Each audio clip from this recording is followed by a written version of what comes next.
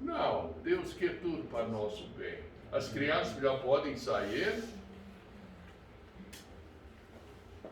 Não, Lucas, você vai ficar. Amém. Tá bom, então hoje nós estamos continuando o estudo que começamos semana passada.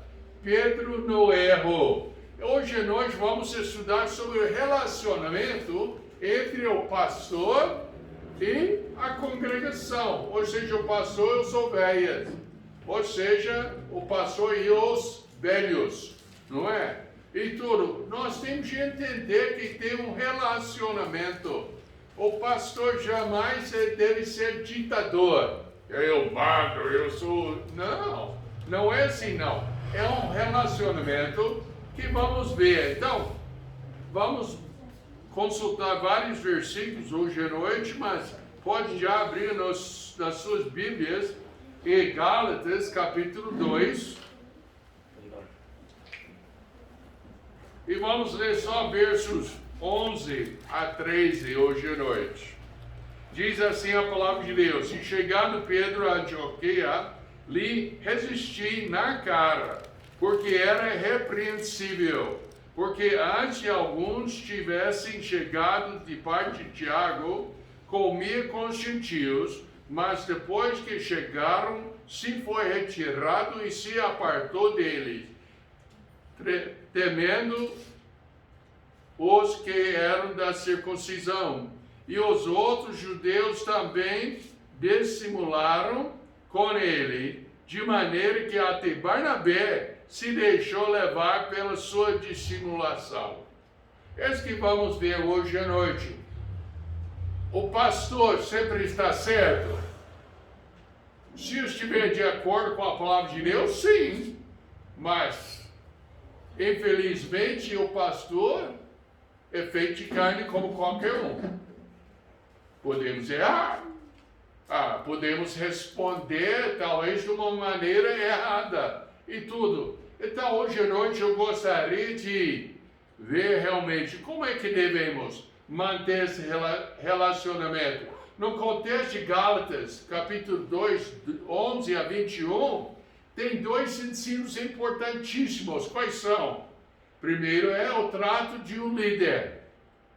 E o segundo é a doutrina de salvação pela graça. Porque Pedro pregava salvação pela graça, mas por causa de, eu não sei, medo ou receio, alguma coisa aconteceu nele, que quando os judeus chegaram, e o problema de Gálatas era que tinha os judeus tentando ensinar que a salvação não é só pela graça, mas tem que ser pela graça e obediência à lei. Já ouviu de alguma coisa hoje em dia assim? Tem muitos igrejas que ensinam assim. Tudo bem, tem de aceitar Cristo como Salvador, mas tem de fazer isso, 7 sacramentos. Já ouviu? Ou tem de fazer uma lista de regras e tudo para ganhar a sua salvação, quando a salvação é pela graça. E vamos ver mais sobre isso hoje à noite.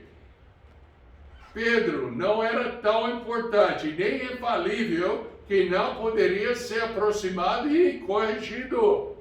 Paulo chegou ao Pedro, e eu falo com os irmãos abertamente, eu falar numa coisa errada, ou talvez como o pastor falou antes, usando uma palavra que não é tão boa para ser usado, eu não só quero, mas eu, como é que é uma palavra mais forte ainda? Eu quero te intimar para vir aqui e falar com respeito, viu? Se for sem respeito, eu te bato. Mas chega em mim e fala: Pastor Bill, o senhor falou assim, talvez era melhor, então, me trate com carinho, tá? Mas eu quero a correção. O irmão Robson não quer também? Nós não queremos continuar no erro. Então, às vezes o povo pensa que Paulo estava chegando para bater no Pedro. Não, estava chegando lá para ajudar Pedro. porque ele estava entrando no erro. Ele era, a Bíblia fala, repreensível. E a qualificação do pastor para ser o quê? Irrepreensível. E que significa a palavra irrepreensível? Dedável. Ninguém pode dedar. Pedro estava errado e Paulo teve de condená-lo, mas condenava biblicamente. Mas como é que uma pessoa deve repreender um líder biblicamente? Eu lembro uma noite que eu estava pregando em outra igreja e eu estava pregando eu acho que foi de Hebreus, e o irmão chegou em mim e falou: mas eu peguei o senhor. Mas me pegou? Me pegou no quê? Aí o senhor falou assim, assim, assim. Eu pensei comigo, parece que está certo, ué. Mas eu não falei. Eu falei, qual foi o trecho que eu mostrei? O senhor mostrou tal e tal capítulo, tal e tal livro. Eu falei, tudo bem. O irmão pode ler para mim? E ele começou a ler com aquela empolgação, porque me pegou em tudo. E o mais que ele leu, o mais que ele murchou. No finalzinho, no finalzinho do trecho, ele estava quase nem dado para ouvir. Eu falei, que foi? Ele falou, o que o senhor falou está certinho. Eu falei, bem, meu irmão, não tem problema não. É assim que nós temos de conferir as palavras com a palavra de Deus. Essa é a diferença entre a nossa igreja e muitos outros lá fora. Não que eu estou condenando os outros e falando mal dos outros, não. Mas a nossa igreja é diferente neste ponto. Queremos ficar biblicamente certíssimo, em cima, para não desviar como o Pedro desviou. Nós já vimos a lista de qualificações em 1 Timóteo. Semana passada foi 54 minutos, bem batido, citando cada qualificação, porque estava em preparação para a mensagem hoje à noite. Irrepreensível, marido de uma mulher. Nós aprendemos não de uma mulher de vez, não, mas de uma mulher. Vigilante, sóbrio, honesto, hospitaleiro, abrindo a porta e tudo, sendo uma casa aberta para todo mundo, apto para ensinar, não dado ao vinho, não espancador, não cobicioso de torpe ganância, mas moderador. Isso quer dizer autocontrole, está disciplinado, não contencioso, não avarento. Então, nós explicamos todas essas palavras e se quiser ver, vai no... eu não sei se eu coloquei, eu acho que eu coloquei no IBEC as qualificações com as explicações. Bom, como deve ser o relacionamento entre o pastor e a congregação? O relacionamento depende da obediência das duas partes, do pastor como da congregação. Todos nós temos de ser submissos à palavra de Deus, porque a palavra de Deus é que nos ensina. E como eu estou falando, eu vou falar até morrer. Quem? Nós temos de ser batidor de quem? Da Bíblia. Alguém fala alguma coisa, eu não vou fazer, que eu não quero que o computador caia no chão. Mas bate a Bíblia e fala, me mostre na palavra de Deus. Porque a palavra de Deus é a nossa autoridade. Nem o ser humano é autoridade sobre os ensinos, mas a palavra de Deus tem de nos orientar. A Bíblia dá as instruções bem claras em como lidar com a situação, mas deve se lembrar que tem que obedecer tudo e não só uma parte. Nós somos... Quantas pessoas já comem dessas comidas no restaurante que depois de escolher o que quer, você peça comida? Já fez, não é? Tudo bem. A Bíblia não é pega e pesa, não. No restaurante eu pego uma coisa, eu pego muito cenoura, né? E tudo, eu pego as verduras, eu pego isso, aquela lá eu não quero, eu pego isso, tudo bem. Está legal no restaurante, mas biblicamente, nas regras da palavra de Deus, os ensinos da palavra de Deus, é o tudo ou nada. Não é esse negócio, eu vou obedecer isso, mas eu não vou obedecer aquilo. Eu vou obedecer isso, mas eu não vou obedecer aquilo. Não é assim com a palavra de Deus. Nós temos de obedecer tudo. E isso aplica bem no nosso estudo de hoje. Pode abrir nas suas Bíblias ou pode ler aqui. 1 Timóteo 5, versos 17 a 20, diz assim: os presbíteros é outra palavra para o pastor, para o bispo, esse tipo de coisa.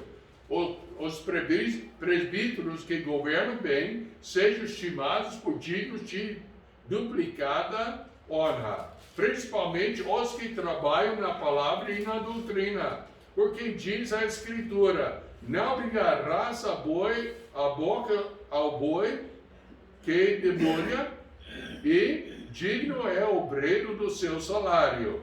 Não aceites acusação contra o presbítero, senão com 2 ou 3 testemunhas.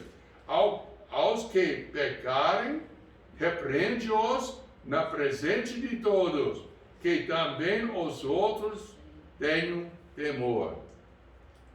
Vamos ver esse trecho, é muito importante para nós hoje à noite. Os presbíteros que governam bem sejam estimados por dignos de dupla honra, principalmente os que trabalham na palavra e na doutrina, porque diz a Escritura: não ligarás a boca do boi que debulha, e digno é o obreiro do seu salário. Bom, os presbíteros que governam bem. Nesse contexto, a dupla honra significa apoio financeiro. Então, quer dizer o quê? Que combinou com um certo salário com o pastor, com certa oferta, que o pastor não ganha salário, é de oferta, então ele merece o dobro. Era bom, não é, irmão Robson? Era bom, uai. Por que não? Nós temos que sustentar o pastor da igreja local. É nossa responsabilidade. Nós recebemos os dízimos e ofertas. Quantas vezes eu já ouvi pessoas reclamar sobre dízimos e ofertas, falar, né? Eu já conheço tal pastor que é pobrezinho, agora ele é dono de fazendas e gado e tudo. Não, não é assim. Nós temos que sustentar o homem de Deus. Os dízimos e ofertas são usados para sustentar o pastor, para pagar a luz, pagar a água, as despesas da igreja local. Então, nesse contexto, a dupla honra significa apoio financeiro.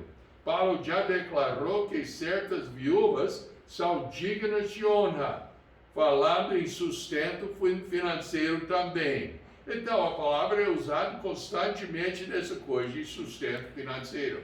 Ele então prossegue dizendo que os presbíteros que governam bem sejam considerados dignos de dupla honra, especialmente aqueles que trabalham na palavra e na doutrina. A Bíblia dá as instruções bem claras em como tratar o presbítero. Primeiro, não aceites acusação contra o presbítero, senão com 2 ou 3 testemunhas. Eu sou assim. Esse é o como eu faço. Irmão Lucas, vem aqui.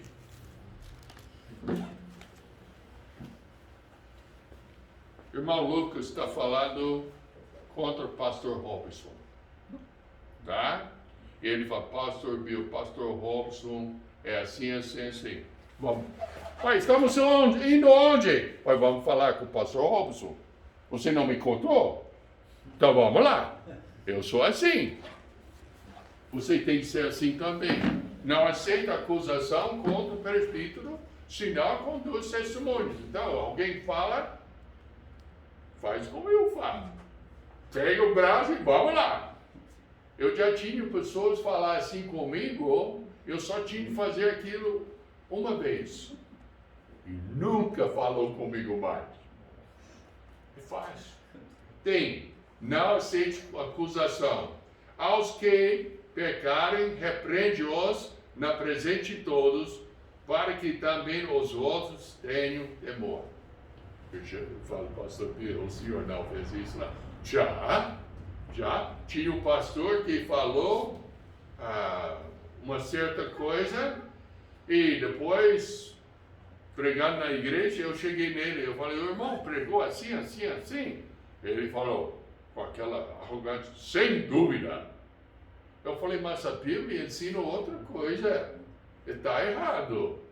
Onde eu estava? Eu estava na porta da igreja com todo mundo passando, porque eu levo a sério. Se pecar, e para mim, explicar, ou dizer na palavra de Deus uma coisa que está errada, o maior pecado do mundo. Eu falo, eu chamo a atenção mesmo. Por quê? Ai, meus amados, eu não quero que nunca seja enganado por qualquer pregador. Nós temos que levar a sério a palavra de Deus. Mas, de novo, com respeito. Mas se o pastor ou líder errar, todos nós, incluindo os presbíteros, devemos seguir o Senhor Jesus Cristo, pregando o seu evangelho verdadeiro. Todos nós. 1 Coríntios 11:1 fala, sejam meus imitadores, como também eu sou de Cristo. Paulo falou isso.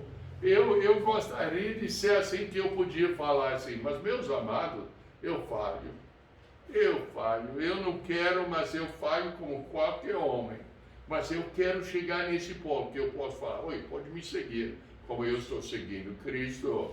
Gálatas 1:8 fala, maravilho-me de que de tal depressa passasseis daquele que vos chamou a graça de Cristo para outro evangelho, o qual não é outro, mas há alguns que vos inquietam e querem transtornar o evangelho de Cristo. Mas ainda que nós mesmos, o anjo do céu, vos anuncie outro evangelho além do que já vos tenho anunciado, seja o quê? Anátema. Que palavra pesada! Anátema, condenada, colocado no inferno, separado de Deus. É uma condenação máxima. Mas por quê? Porque prega outro evangelho que não consta na palavra de Deus. Está vendo o tema aqui? A Bíblia é a nossa autoridade e temos que obedecer. Gálatas 2:12 mostra o problema. E chegando Pedro a Antioquia, lhe resisti na cara porque era repreensível. Ele merecia a repreensão. Ele estava agindo erradamente e alguém tinha de corrigi-lo. Porque antes que algum tivesse chegado da parte de Tiago, comia com os gentios. Que lembra quando Deus apareceu para Pedro concernente o Cornélio? Lembra? Pedro estava pronto para comer, mas subiu no terraço lá e estava orando e tinha uma visão. E tinha 3 vezes que desceu o lençol cheio de animais e tudo impuros, segundo a lei dos judeus. E Deus falou com ele, levanta e come, mata e come. E Pedro falou, nunca coloquei uma coisa impura na minha boca. 3 vezes. E Deus falou com ele, não chama impuro o que Deus santificou. E Pedro, quando o servo de Cornélio chegou lá, Deus falou, então, pode ir com esses homens. E ele foi com mais os judeus para dar testemunho, entrou na casa do gentio, que também era proibido. Ele não podia, mas Deus mandou. E ele entrou lá e depois ele tinha de prestar contas para o povo de Jerusalém por fazer tal coisa, por fazer tal coisa. Então, ele entrou na casa dos gentios, mas esse caso aqui, ele estava com medo de ofender os judeus. E por isso, ele era repreensível. Mas depois que chegaram Tiago e companhia, se foi retirando e se apartou deles, temendo os que eram da circuncisão. Então ele cedeu à pressão dos religionistas, vamos dizer. Hoje em dia acontece a mesma coisa. O pastor Robson mencionou durante a lição da escola bíblica. Meus amados, chega às 6 horas. São as lições excelentes, vai ajudar o seu crescimento. Mas ele falou sobre, principalmente os jovens, com as suas amizades e tudo.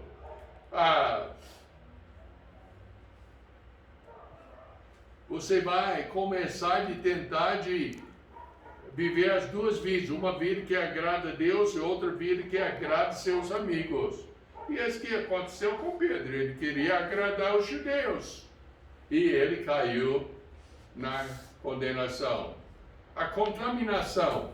E os outros judeus também dissimulavam com ele, de maneira que até Barnabé se deixou levar pela sua dissimulação. Essa aqui, nós temos de entender, tem uma poesia em inglês que fala: nenhum homem é uma ilha. O sentido é que ele não mora sozinho, ele mora com todo mundo no seu redor. E o que ele faz vai influenciar os outros. Então nós temos de entender como Pedro influenciou os outros, também a gente faz. E temos de ficar longe disto. Mas quando vi que não andava bem e diretamente conforme a verdade do Evangelho, disse a Pedro, na presença de todos: se tu, sendo judeu, vives como os gentios e não como judeu, por que obrigas os gentios a viverem como judeus? Não somos judeus por natureza, e não pecadores dentre os gentios. Eu achei super interessante. Eu e Dona Suzana, eu acho que já é a 3ª semana, não é? Que nós estamos lendo Gálatas. Chegamos em Gálatas 6, nós começamos de novo e tudo. E está sendo uma bênção para mim. Mas eu sempre achei interessante. Nós somos judeus por natureza e não pecadores dentre os gentios. Queria dizer que o Pedro não acreditava que era pecador? Não, ele acreditava, mas ele era pecador judeu e não pecador gentil. É simplesmente isso. Sem os judeus presentes, Pedro agiu como a lei não era necessário. Na presença dos judeus, Pedro agia como devia obedecer à lei do Velho Testamento. Temos de entender, na região de Galácia, teve judeus ensinando que deviam obedecer à lei para serem salvos. E Pedro, quando ele caiu nessa armadilha de Satanás, ele estava realmente confirmando aquele ensinamento. E Paulo perguntou aos Gálatas, em Gálatas 3, 1 a 3, os insensatos Gálatas, quem vos fascinou para não obedeceres a verdade, a vós perante os olhos de quem Jesus Cristo foi evidenciado, crucificado entre vós? Só quisera saber isto de vós: recebeste o Espírito pelas obras da lei ou pela pregação da fé? Sois vós tão insensatos que, tendo começado pelo Espírito, acabeis agora pela carne? Em Gálatas 2, 21, nota bem no princípio: não aniquilam a graça de Deus, porque se a justiça provém da lei, segue-se que Cristo morreu em vão, ou de balde.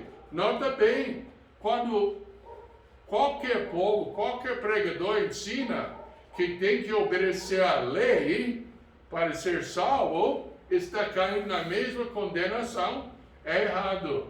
Eu estou fazendo um estudo, eu acredito que talvez domingo que vem estará pronto.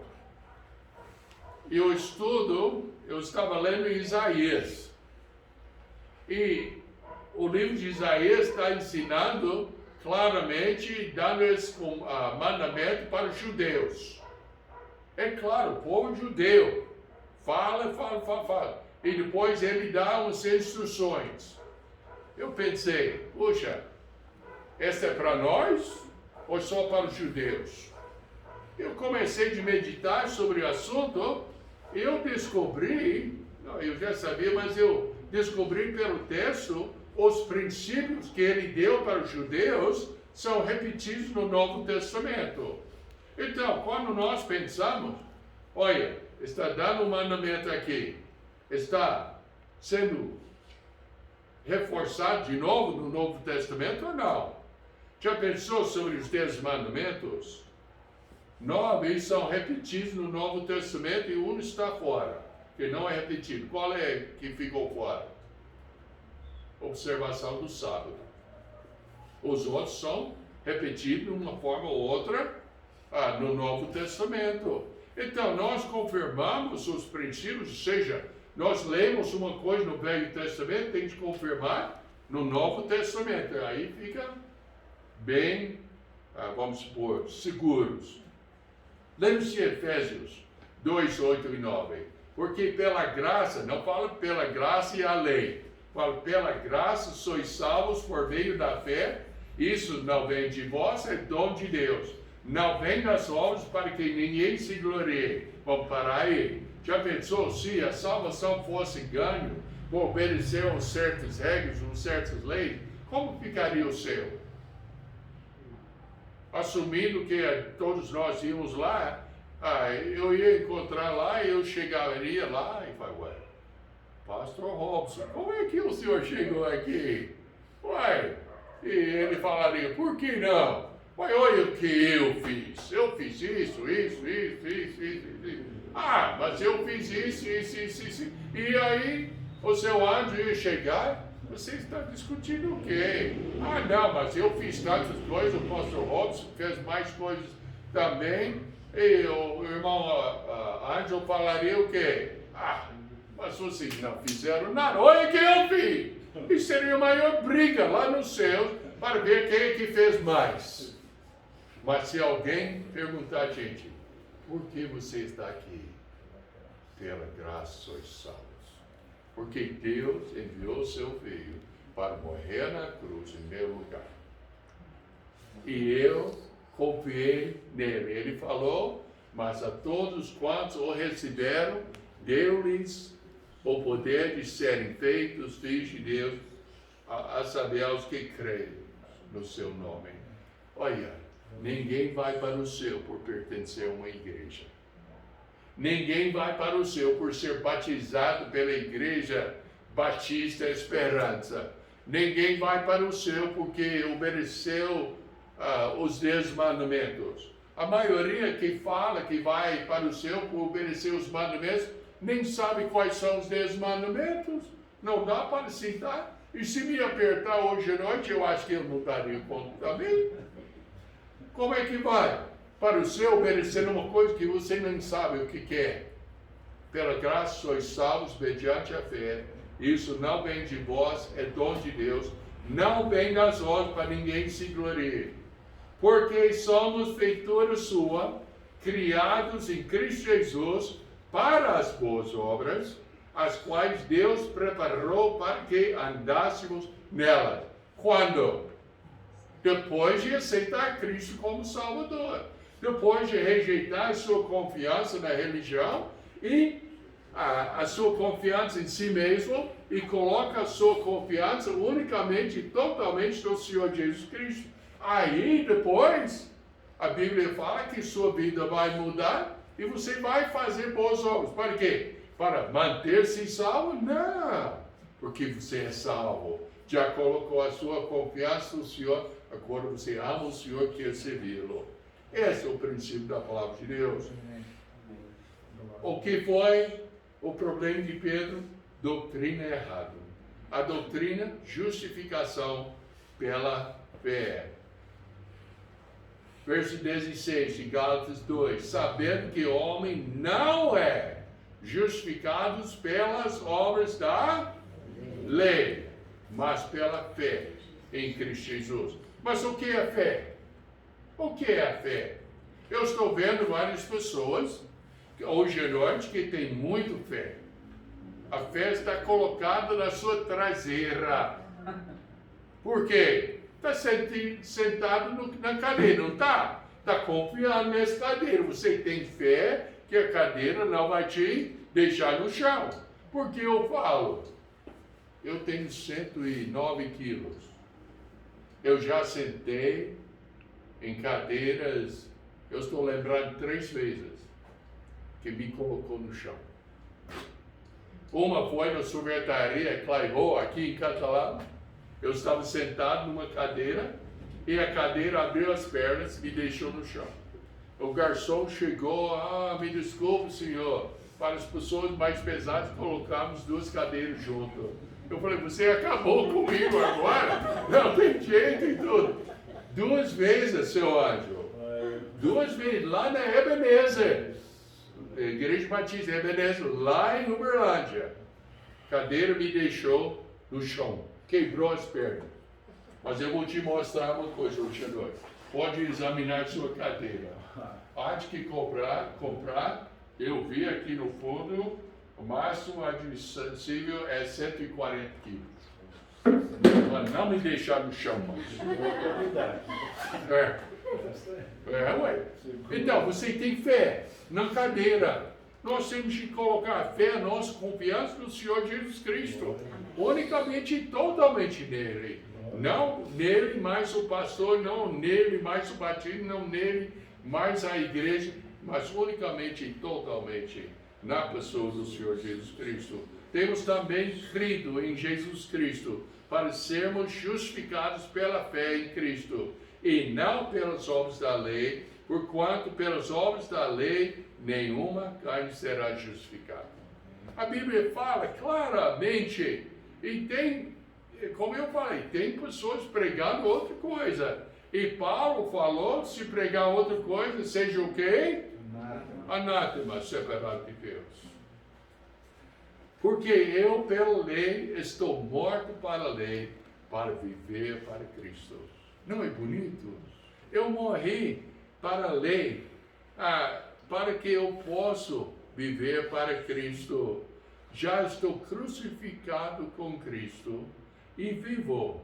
Não mais eu, mas Cristo vive em mim.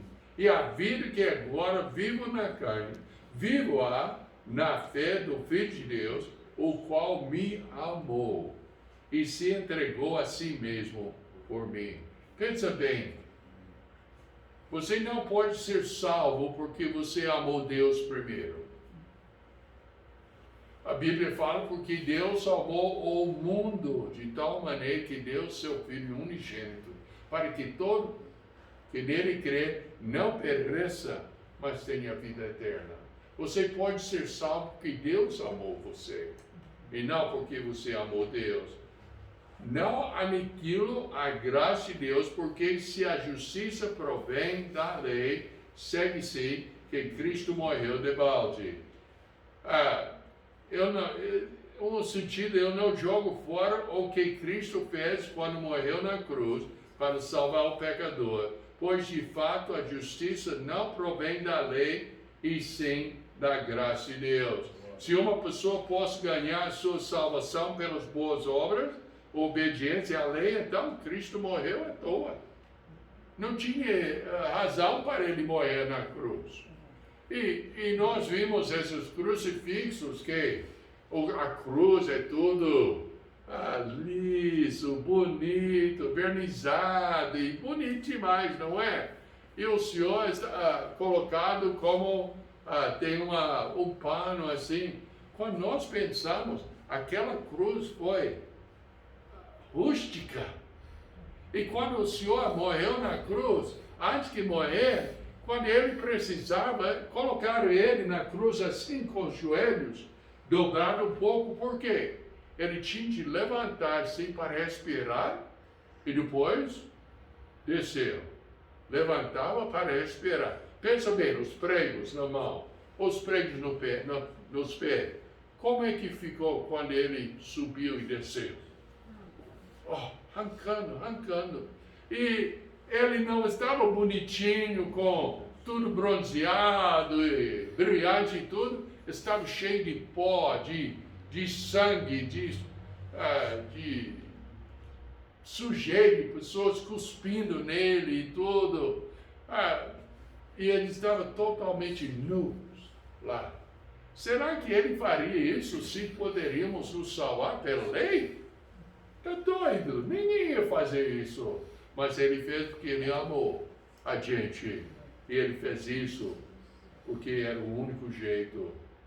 Mas alguns dizem que tal conceito deixa a gente livre para pecar à vontade.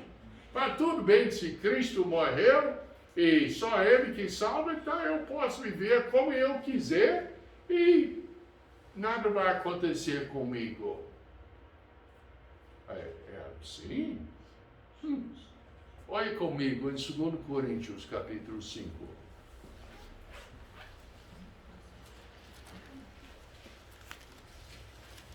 2 Coríntios 5.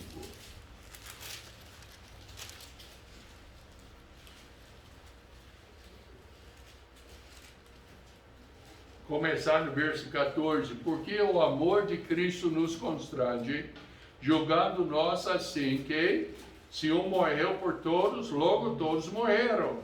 E ele morreu por todos para que os que vivem não vivam mais para si, mas para aquele que por eles morreu e ressuscitou.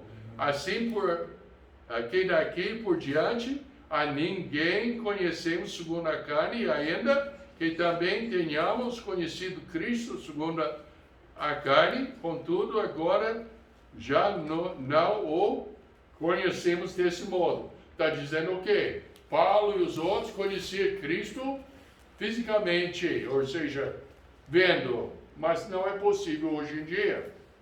Mas verso 17. Assim que, se alguém está em Cristo, nova criatura é, e as coisas velhas já passaram, eis que tudo se fez novo. Uma mudança de vida. Quando colocamos a nossa confiança no Senhor, a vida começa a mudar. Como o nenê cresce quando está nascido, o nenê de 1 dia de idade, 2 dias de idade, de repente não torna-se uma pessoa de 40 anos de idade, não. Parece que é assim, mas não é. Tem que esperar os 40 anos para chegar lá. Também nós, em Cristo, quando nascemos de novo, a vida começa a mudar. Mas fala comigo, talvez você está pensando, mas minha vida não mudou. É muito provável que nunca aceitou Cristo como Salvador. Olha, eu uso essa ilustração, eu sou meio grosseiro mesmo, então assim, o irmão José, ele criava o porco, tá?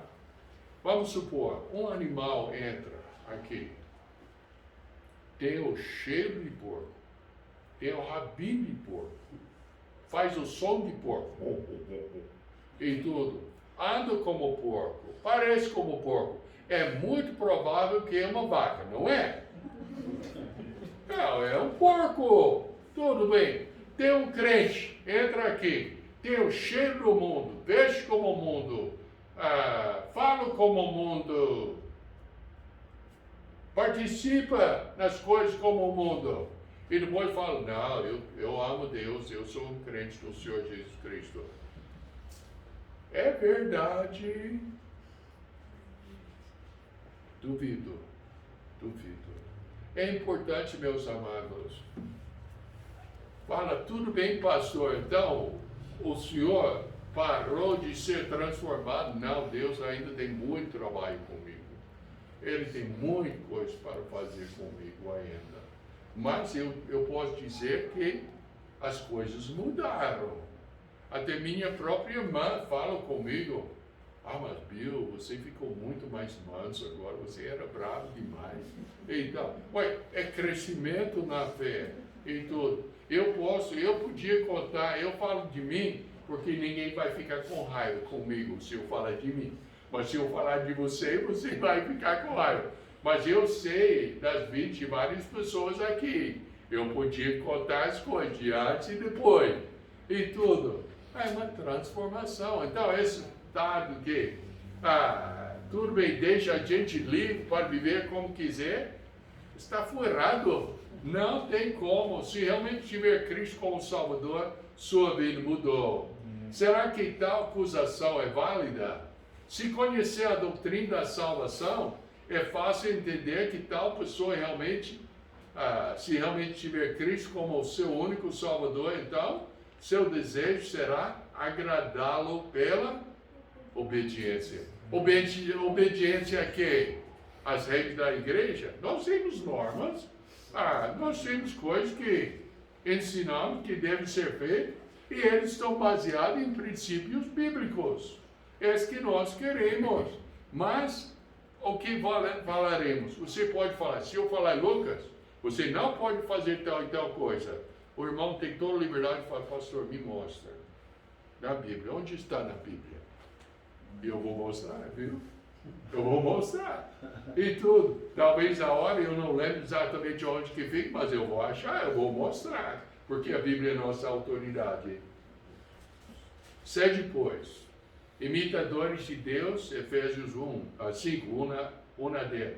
Sede, pois, imitadores de Deus, como filhos amados, e andai em amor, como também Cristo vos amou, e se entregou a si mesmo por nós em oferta e sacrifício a Deus, em cheiro suave. Mas a prostituição, toda impureza, avareza, nem ainda se nomeia entre vós como convém aos santos. Nem, e olha só, nem torpezas, nem pavorices, nem chocarrices, que não convém, mas antes ações de graça, porque bem sabeis isto, que nenhum devasso, o impuro, o avarento, o que é idolatria, tem errantes no reino de Cristo e de Deus. Ninguém vos engane com palavras vãs, porque por essas coisas vem a ira de Deus sobre os filhos da desobediência. E, portanto, não sejais seus... parece que eu estou pregando a escola dominical, meu amado. Não é? Seus companheiros. Meus amados, nós temos que escolher nossos amigos que vão nos levar para cima, ou seja, melhor espiritualmente. Eu lembro quando eu enviei a nossa filha para estudar lá nos Estados Unidos.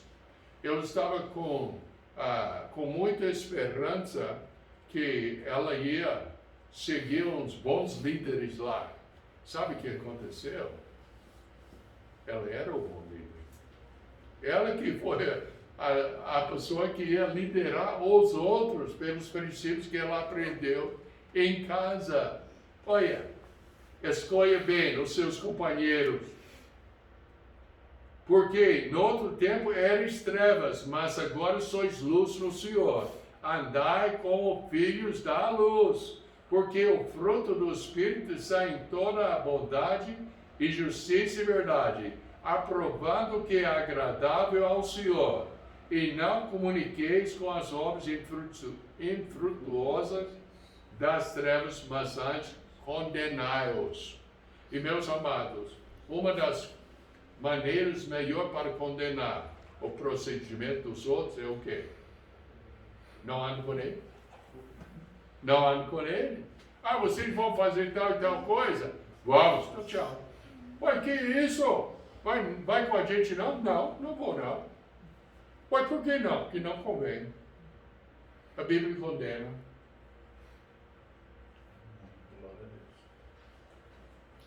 Hebreus 12, verso 4 a 6. Ainda não resististe até ao sangue, combatendo contra o pecado, e já vos esqueceste da exortação que argumento com vós como filhos.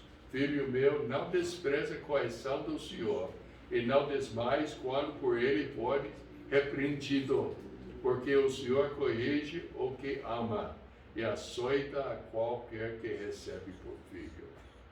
Deus corrige a gente. Mas Deus não está me corrigindo. Então examine a sua salvação. Porque Ele falou que Ele corrige. 2 Coríntios, nós já lemos, eu não vou gastar o tempo com isso. E Efésios 2, 8 a 10. Porque pela graça sois salvos por meio da fé. E isso não vem de vós, é dom de Deus. Não vem das obras para que ninguém se glorie. Porque somos feitura sua, criados em Cristo Jesus, para as boas obras, as quais Deus preparou para que andássemos neles. E por último, mas dirá alguém, tu tens a fé, Tiago 2, versículo 18, e eu tenho as obras. Mostra-me a tua fé sem as tuas obras, eu te mostrarei a minha fé pelas minhas obras. A salvação é pela graça. Uma pergunta, várias perguntas. Uma é, se você entrasse no lugar onde você trabalha, ou você entrasse onde é que você estuda para os nossos alunos, ou você entrasse em outro lugar onde talvez você almoça alguma coisa, e anunciasse para todos que você tem Cristo como seu Salvador, eles falariam o quê? Eu já sabia disso, eu já vi Cristo na sua vida. Ou eles iam falar o quê? Você está brincando? Não, larga disso, você é nada daquilo. Qual seria? Segunda pergunta. Você já chegou ao ponto na sua vida de reconhecer o fato que é pecador, separado de Deus por causa do pecado, e já rejeitou a sua confiança no seu pecado, nas suas coisas lá, e colocou toda a sua fé e confiança no Senhor Jesus Cristo? Sim. Quando? E a sua vida mudou? Nós já pregamos tudo disso hoje à noite. Se você tiver dúvidas sobre se vai para o céu quando morrer ou não, bem, fala comigo, ou fala com o pastor Robson. Deixa a gente mostrar biblicamente como é que você pode ter a certeza da sua salvação. Se você está tendo dificuldade na vida cristã, talvez está fazendo algumas coisas que o pastor Robson falou mais cedo na escola dominical, que precisa ter a vitória. Fala com a gente quer te ajudar. Então vamos orar. Precioso Pai, nós te agradecemos pelas verdades que estudamos hoje e pedimos, ó Pai, que o Senhor possa continuar a mensagem em nossos corações. Em nome de Jesus Cristo eu oro. Amém. Então, uma boa noite, quinta-feira. Deus